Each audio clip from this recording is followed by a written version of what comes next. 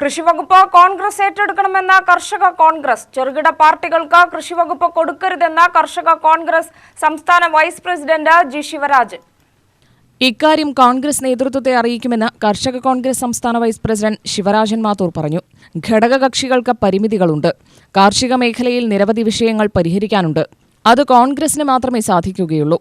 Rubber, നാളികേരം, നെല്ല് തുടങ്ങിയവ കൂടുതലായും കൃഷി ചെയ്യുന്ന ജില്ലകളിൽ നിന്ന് ആവശ്യമുയർന്നിട്ടുണ്ടെന്നും ശിവരാജൻ ചൂണ്ടിക്കാട്ടി. ഒരു പ്രധാനപ്പെട്ട വകുപ്പ് കൃഷി വകുപ്പാണ്. അപ്പോൾ ഈ കൃഷി അതൊരു ഉൽപ്പാദന മേഖല, ഇന്ത്യ എന്ന് പറയുമ്പോൾ അതൊരു കാർഷിക രാജ്യമാണ്. അത് നിലനിർത്തേണ്ട ബാധ്യത ഗവൺമെൻറ്റുകൾക്കുണ്ട്. അതുപോലെ തന്നെ അത് ഒരു നാഷണൽ പാർട്ടി ഏറ്റെടുക്കുകയാണെങ്കിൽ അതിൻ്റേതായ ഒരു മെച്ചം ഉണ്ടാകും എന്ന് ഞങ്ങൾ പ്രതീക്ഷിക്കുന്നു.